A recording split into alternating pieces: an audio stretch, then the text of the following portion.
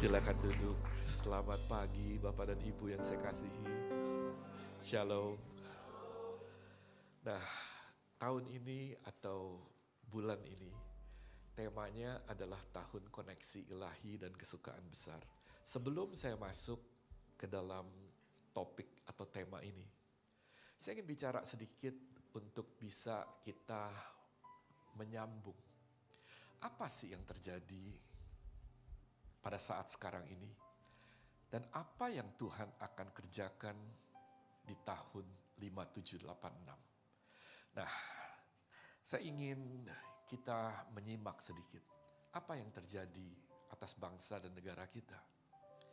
Apakah ada rasa ketidakpuasan saat ini? Akan kinerja daripada pemerintah? Itu menjadi tanda tanya. Dan kemudian apakah ada rasa ketidakadilan yang dirasakan oleh penduduk atau rakyat Indonesia yang melukai hati daripada bangsa kita? Apakah ada kesenjangan sosial antara para elit politik dengan para rakyat yang disebut dalam tanda kutip jelata? Nah, saya ingin bicara mengenai situasi yang saya namakan di negara Konoha. Oke, boleh ya? Nah, di awal tahun, persis pada waktu 100 hari pemerintahan di negara Konoha pada bulan Februari. Ini nggak ada di sini karena memang saya tidak cantumkan. Nah, ada yang disebut Konoha gelap. Halo, pernah dengar itu? Itu persis 100 hari pada waktu pemerintahan di negara Konoha. Ini adalah kekhawatiran daripada warga negara Konoha terhadap masalah bangsa yang ada. Dan kemudian mahasiswa mulai bergerak pada tanggal 17-19 Februari dan menuntut penyelesaian beberapa masalah dan tuntutan kepada pemerintah. Dan kemudian setelah itu ada tagar yang kedua yang berbicara mengenai apa, saudara? Selain Konoha gelap, apa? Kabur aja dulu. Pernah dengar? Nah, ini berdekatan ya. Ini sebagai bentuk kekecewaan daripada generasi muda terhadap kondisi ekonomi, sosial, keadilan di dalam negeri.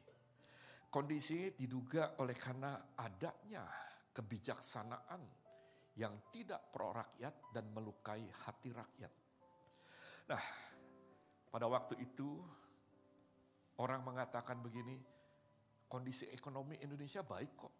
Tetapi ada sebagian bilang, oh kondisi ekonomi Indonesia tidak dalam keadaan baik. Lalu muncullah kata-kata pada waktu orang jalan-jalan di mall yang dikatakan rojali. Tahu artinya? Apa? Rombongan jarang beli. Mereka hanya lihat-lihat saja di mall, tapi nggak pernah beli. Kemudian disebut adalah rohana, tahu? Rombongan hanya nanya-nanya saja. Kemudian timbul lagi namanya ini roh halus. Bukan. Roh halus itu adalah rombongan hanya elus-elus aja. Udah nanya-nanya dielus-elus tapi nggak beli. Ini sangat populer pada waktu itu, ya. Nah, kemudian kita lihat lapangan pekerjaan sulit. Setiap kali kalau dibuka kesempatan untuk bekerja, kita lihat panjangnya antrian. Ya. Nah, kita lihat bahwa pekerjaan itu menjadi sukar. Banyak pabrik besar itu tutup. Bahkan yang kita lihat sekarang ini, perusahaan yang zamannya dulu itu yang sangat besar, perusahaan rokok yang tutup juga. Mereka harus menghentikan pekerja-pekerja mereka. Dan hal ini tidak berhenti. Tanggal 17 Agustus ada apa? Ada bendera anak muda, One Piece. Tahu kan artinya apa? Nah, menjadi top trending di medsos dan mendapat tanggapan daripada pemerintah dan juga dari para menteri yang ada.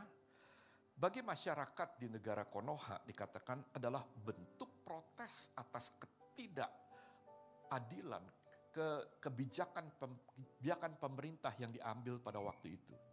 Ini sebagai simbol perlawanan daripada generasi muda. Dan kemudian diikuti oleh demonstrasi pada akhir bulan Agustus.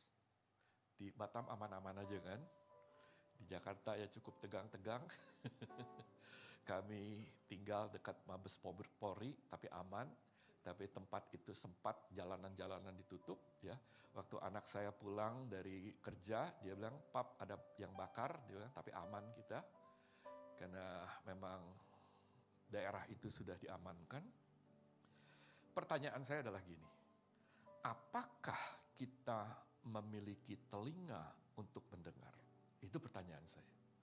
Pertanyaan ini bukan hanya ditujukan kepada pemerintahan Konoha, tetapi kita semua. Apakah kita sebagai orang tua mendengarkan seruan daripada anak-anak kita? Apakah gereja mendengarkan seruan yang ada? Kadang-kadang kita mendengar tapi kita tidak memperhatikan. Nah, apakah tanggapan kita masing-masing? Kita bisa membantah dan mengatakan itu tidak benar. Dan ada seorang wakil menteri yang pada waktu mengatakan kabur aja dulu, dia bilang begini, kabur aja dulu, nggak perlu balik lagi. Gitu. Sekarang menterinya udah ditangkap KPK. Oh, wakil menteri. Dia mengatakan hal ini. Dan kemudian ada yang mengatakan tidak patriotik, tapi ada yang menerima kritik sebagai bentuk untuk mengintrospeksi dan melihat diri sendiri. Sehingga dikatakan dia memohon maaf, mengakui kesalahan dan berjanji akan mengubah. Muncullah tuntutan 17+8, saya tidak usah berbicara karena ini di negara Konoha, bukan di Indonesia. Amin. Nah, apa yang kita sedang hadapi sih di bangsa ini? Sebelum saya masuk ke dalam tahun PayFaf. Nah, saya melihat ada kebingungan, ada kekacauan, ada penyesatan baik di medsos maupun informasi yang kita terima yang menyebabkan kebingungan. Masalah demi masalah oleh karena memang ada orang yang memanfaatkan kesempatan, memberikan informasi yang salah sehingga terjadi hal-hal yang kita tidak inginkan. Bahkan di dalam gereja pun kita melihat sekarang ini ada banyak hal-hal yang membuat kita bingung. Yang membuat kita hanya geleng-geleng kepala. Kok bisa begitu ya? Ada banyak sinode yang sekarang ini pecah juga. Ada banyak kita melihat ajaran-ajaran yang kita lihat kok bisa begitu ya. Ada kebingungan yang terjadi. Apa sih yang terjadi? Nah, Anda ingat pada waktu di kitab Kejadian, manusia itu menjadi sombong. Dia ingin mendirikan menara Babel. Pada waktu itu Tuhan mengacaukan bahasanya. Saya tidak mengatakan bahwa Tuhan mengacaukan bahasa kita saat ini, tapi iblis pun dapat memakai cara Tuhan. Iblis pun memakai ayat firman untuk dikatakan mencobai Tuhan Yesus. Jadi ada kekacauan yang terjadi, bukan hanya di Indonesia. Di dunia sedang kacau. Kita nggak ngerti apa yang dilakukan oleh Presiden Donald Trump dengan menaikkan tarif. Kita nggak ngerti kok seakan-akan dunia menjadi terbelah sekarang. Orang ngomong satu salah, orang ngomong satu salah. Demikian juga di dalam gereja, orang ngomong satu salah. Bahkan dalam rumah tangga, orang tidak mengerti. Bahkan dikatakan istri kita atau suami kita maksudnya nggak begitu, tapi terjadi salah paham. Ini yang saya katakan ada spirit daripada Babel. Ini yang sedang terjadi saat ini. Yang kedua, adanya selalu kalau ada hal-hal yang dikatakan menyerang, dia mengancam, dia menakuti, dia mengintimidasi. Baik di media sosial, saya tuntut kamu, begitu kan? Nah, kemudian untuk mengontrol, untuk membohongi, atau merebut, mengambil, spirit apa sih yang terjadi? Ini yang saya sebut sebagai spirit daripada Isabel. Ingat Raja Ahaz, dia berbohong, dia mengintimidasi, menakut-nakuti. Nah ini yang terjadi, spirit ini yang sedang bekerja pada saat ini. Dan yang terakhir yang kita nggak usah sebut lagi adalah mengenai Tuhan dan mamon, yaitu uang. Segala sesuatu itu ukurannya adalah uang. Flexing yang terjadi, orang memamerkan kekayaan, itu yang menyebabkan kesenjangan yang terjadi. Orang memamerkan kendaraannya, orang memamerkan jamnya. Halo? Yang nilainya bukan 1-2 miliar, belasan miliar. Dan sekarang ini bahkan di dalam gereja pun kita pun juga terhisap dengan seakan-akan kita juga melakukan hal ini. Saya ingin tanya, kalau kita makan di restoran, apa yang kita lakukan? Apa? Selfie. Artinya kan aku.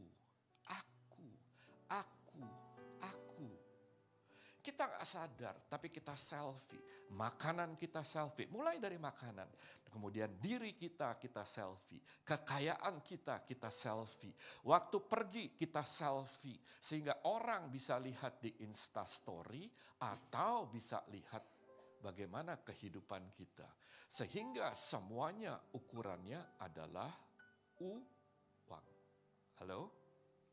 Saya ingin gambarkan, inilah keadaan saat ini. Spirit daripada kebingungan, Babel, intimidasi, Isabel, dan semua ukurannya adalah uang. Ya. Nah, bagaimana kita mematahkan spirit-spirit ini? Yang saya katakan hanya satu adalah kasih. Saya tidak akan menjelaskan arti daripada kasih. Tetapi kalau Anda akan mengasihi seseorang, ya, Anda akan sabar, Anda akan meskipun ada kebingungan, Anda mencoba untuk meyakinkan, Anda tidak mudah tersinggung. Yang kita bisa kalahkan hanya dengan kasih, sabar aja deh, sabar. Meskipun disalah artikan, sabar aja, rendahkan diri saja. Nah, pada waktu Anda mengasihi, Anda tidak akan mengintimidasi, tidak ingin menyakitkan, karena Anda sayang. Nah, pada waktu Anda mengasihi, kasih Anda nggak bisa diukur dengan uang. Bukan ukuran dengan uang. Tapi karena kita sayang. Kita bisa mematahkan hal-hal ini. Mari kita masuk ke tahun 5786 ya. Dengan cepat saja kita lihat.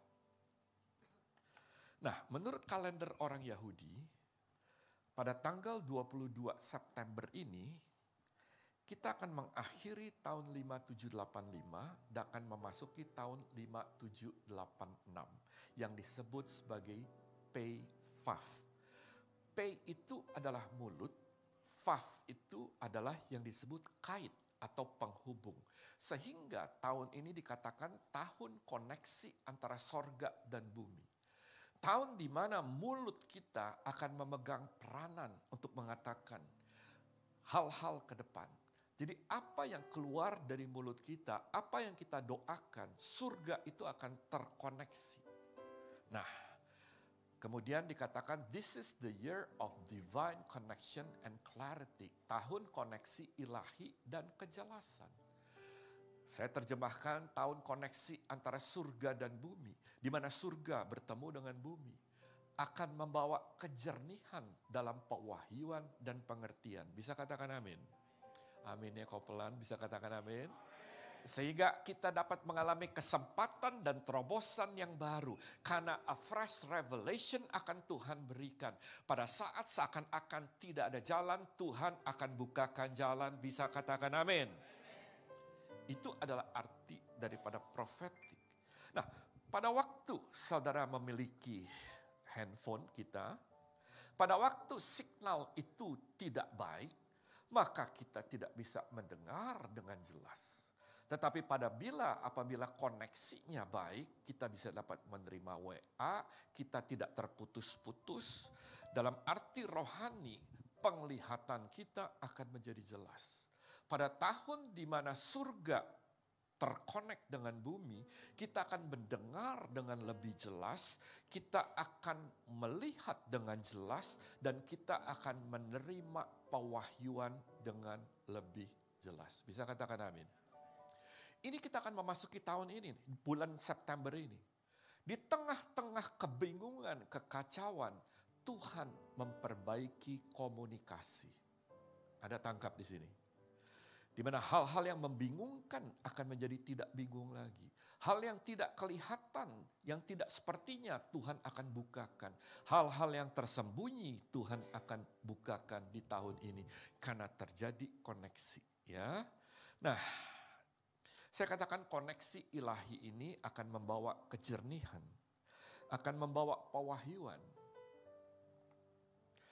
Level up dalam hubungan kita dengan Tuhan.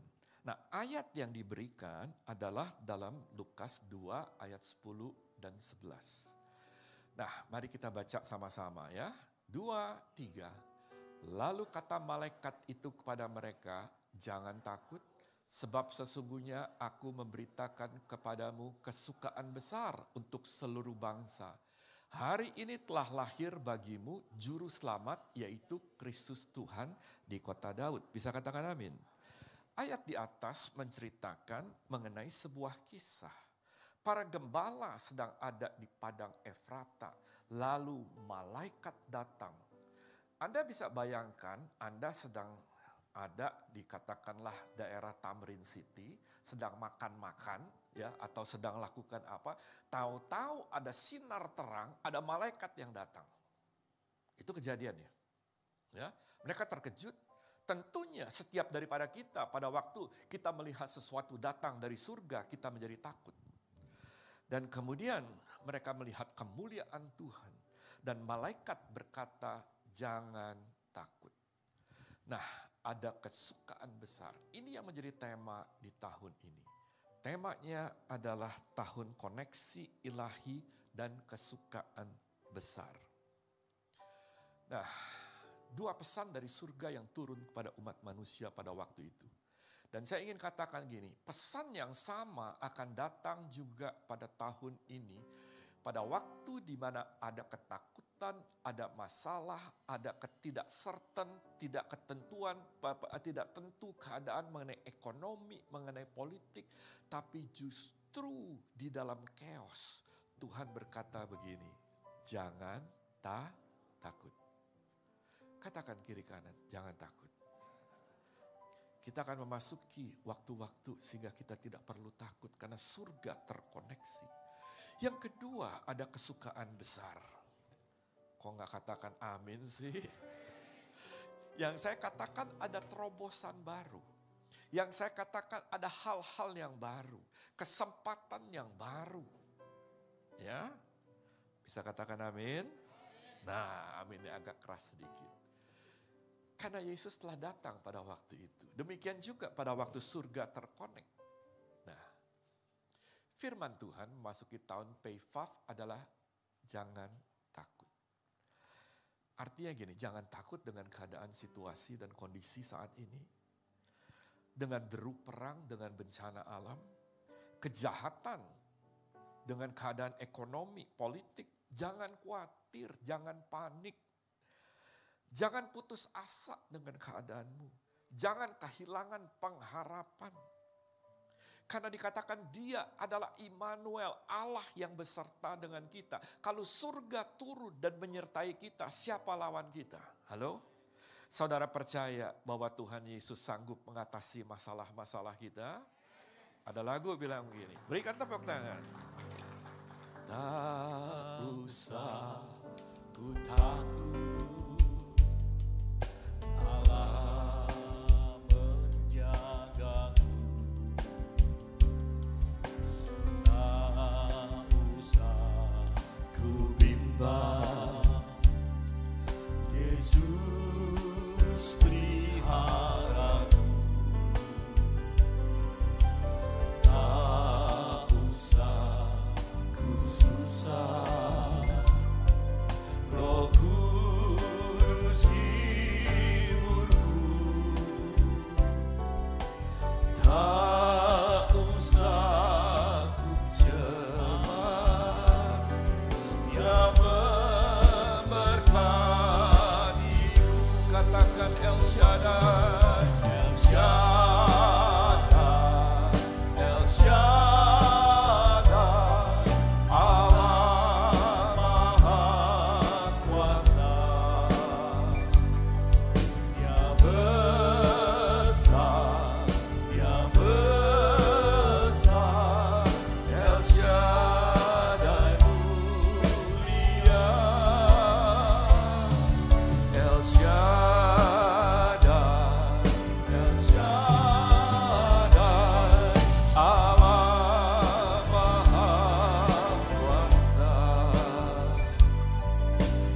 berkatnya melimpah El Shaddai.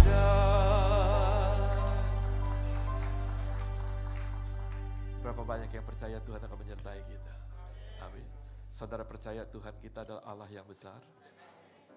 Meskipun keadaan tidak seperti yang kita inginkan, tapi percayalah, Tuhan tidak akan pernah meninggalkan kita. Meskipun kita hidup dalam dunia yang jahat, saya katakan, 1 Yohanes 5 ayat 19, semua itu katakan padamu supaya kamu beroleh damai sejahtera dalam aku. Dalam dunia kamu menderita penganiayaan. Tetapi kuatkanlah hatimu. Aku telah mengalahkan dunia. Ibrani 13 ayat 5b mengatakan karena Allah telah berfirman, aku sekali-sekali tidak akan membiarkan engkau. Dan aku sekali-sekali tidak akan meninggalkan engkau. Ini janji Tuhan. Di tengah-tengah masalah yang saudara hadapi, di tengah-tengah kondisi yang saudara pikirkan, Tuhan aku gak sanggup. Tuhan berkata, dalam dunia kamu akan menderita penganiayaan, tapi kuatkanlah hatimu. Itu janji Tuhan.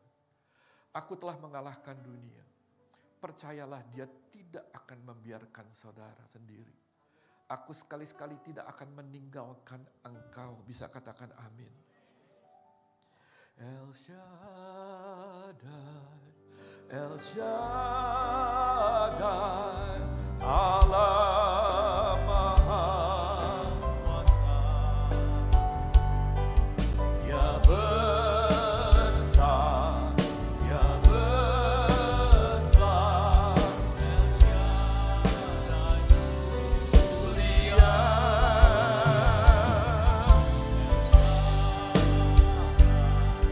El Shaddai, Allah Maha Kuasa, berkatnya melimpah El Shaddai. Pada waktu surga terkonek dengan bumi, pada malaikat mengatakan jangan takut. Karena hari ini telah lahir juru selamat. Siapa yang bisa menyelamatkan kita? Hanya satu, yaitu Tuhan Yesus. Pada saat surga terkonek dengan bumi, yang saya katakan. Yohanes 12, ayat 46-47. Aku telah datang dalam dunia sebagai apa? Terang. Supaya setiap orang yang percaya kepadamu jangan tinggal di dalam kegelapan. Jikalau seorang mendengarkan perkataanku tapi tidak melakukannya, aku tidak menjadi hakimnya. Sebab aku datang bukan untuk menghakimi dunia, melainkan untuk menyelamatkannya. Pada waktu surga terkonek dengan bumi, maksud dari Tuhan adalah memberikan keselamatan kepada kita. Waktu Anda hidup di dalam kegelapan, Anda mengatakan tidak ada pengharapan. Maka Tuhan itu akan membawa terang di dalam kehidupan saudara. Yang mengerti katakan amin. Dan saudara, pada saat koneksi itu terjadi, harapkan hal-hal yang tidak mungkin menjadi mungkin. Pada waktu itu dunia tidak memiliki pengharapan, tapi dia datang untuk memberikan pengharapan. Orang bilang tidak bisa kita diselamatkan, tapi Tuhan memberikan keselamatan. Pintu surga terbuka. Dan saya percaya hal-hal yang tersembunyi Tuhan akan nyatakan. Doa dan jawaban doa akan menjadi penting di tahun ini. Sungguh-sungguh berdoa kepada Tuhan. Dan saya percaya pada waktu koneksi terjadi, hubungan yang terputus, yang dimana pada waktu itu antara Tuhan dan manusia dipulihkan. Saya percaya Tuhan akan memulihkan hubungan daripada saudara. Hubungan dengan suami, hubungan dengan istri, hubungan dengan Tuhan, hubungan dengan keluarga, Tuhan akan pulihkan di tahun ini. Bisa katakan amin. El Shaddai, El Shaddai, Allah Maha Kuasa.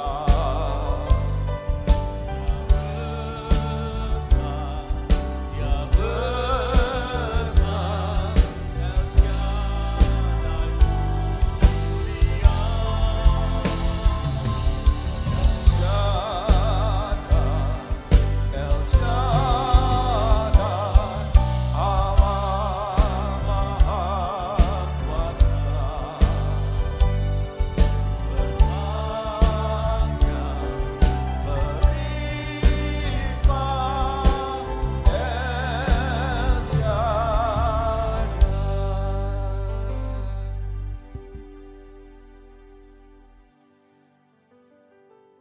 Saya katakan Yesus datang untuk menebus kita sehingga kita diberkati.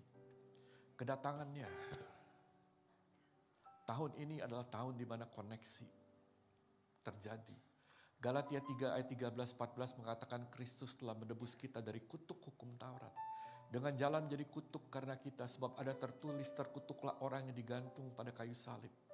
Yesus Kristus telah membuat ini supaya di dalam Dia berkat Abraham sampai kepada bangsa-bangsa yang lain. Bisa katakan amin? Bisa katakan amin sekali lagi? Kurang keras, katakan amin. Saudara tahu berkat Abraham itu apa? Halo? Tahu nggak?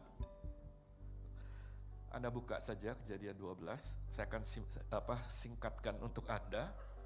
Berarti waktu itu Tuhan berjanji kepada Abraham bahwa Tuhan akan membuat Abraham menjadi bangsa yang besar. Saya berkata Tuhan akan membuat usaha saudara, keluarga saudara menjadi besar. Bisa katakan amin? Amin ya, kalau mas bisa katakan amin. Saya percaya tahun depan Tuhan akan memberkati setiap daripada saudara. Katakan amin. Nama saudara akan menjadi masyhur. Katakan amin. Bapak Huta Galung akan menjadi masyhur. Aminnya keras dia. Nah, saudara percaya saudara akan menjadi berkat? Justru dalam kekelaman kita akan menjadi terang. Justru dalam kekelaman perbuatan kita, bukan kekayaan kita, tapi perbuatan baik kita. Orang akan melihat. Nah, Tuhan juga akan memberkati orang yang memberkati saudara. Katakan amin. Tuhan juga akan jadi musuh bagi orang yang memusuhi saudara. Bisa katakan amin. Amin ya, kok makin pelan sih. Amin. Dan yang saya katakan begini, saudara akan menjadi berkat bagi orang banyak. Bisa katakan amin.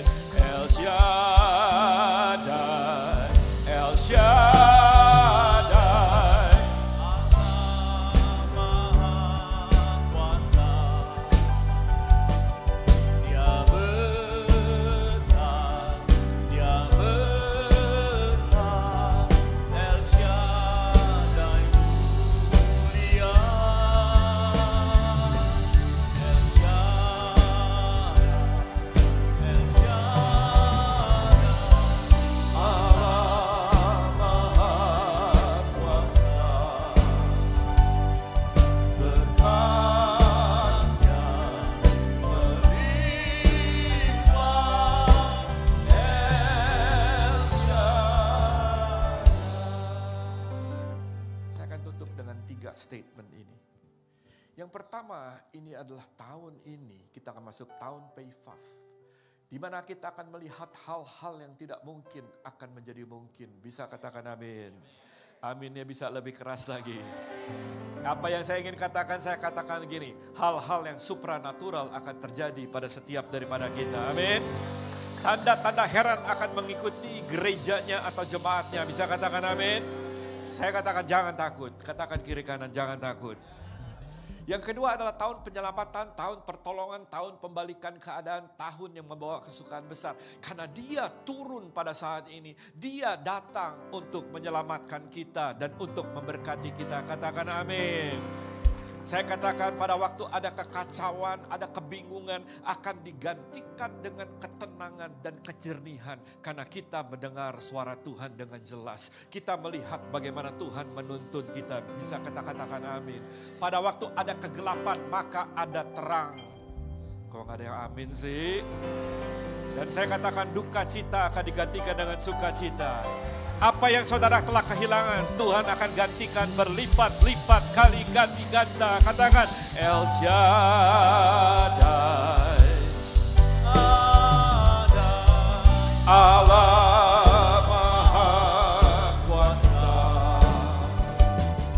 Dia besar, Dia besar.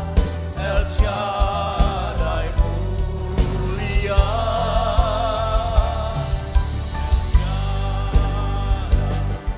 El Shaddai, Allah Maha Kuasa.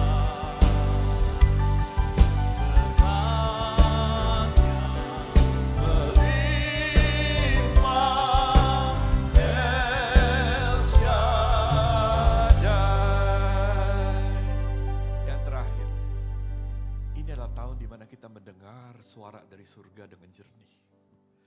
Dan yang saya ingin katakan adalah kita akan menerima pewahyuan-pewahyuan yang baru. Bisa katakan amin. Pewahyuan bukan pewahyuan yang lama. Bukan lagi roti yang basi, tetapi roti yang setiap hari turun dari surga, sebagaimana orang Israel menerima mana dari surga. Anda akan melihat pengetahuan akan bertambah-tambah. Karena kitab Daniel mengatakan demikian. Dan saya percaya Tuhan akan membukakan tingkap-tingkap langit untuk saudara. Bisa katakan amin. Saya akan bacakan ayat terakhir, mari kita bangkit berdiri. Saya katakan Tuhan akan membuka bagimu perbendaharaannya yang melimpah, katakan amin, yakni langit untuk memberikan hujan bagi tanahmu pada masanya dan memberkati segala pekerjaanmu, sehingga engkau memberi pinjaman kepada banyak bangsa, tapi engkau sendiri tidak meminta pinjaman. Bisa katakan amin. Tuhan akan mengangkat engkau sebagai kepala, bukan sebagai ekor. Bisa katakan amin. Yang percaya katakan, aku percaya. Aku percaya. Aku ajaib. Apa? Kau turun tangan Memulihkan. Aku percaya Tuhanku dahsyat. Kau turun tangan memberkati. Katakan sekali lagi, aku percaya. Percaya.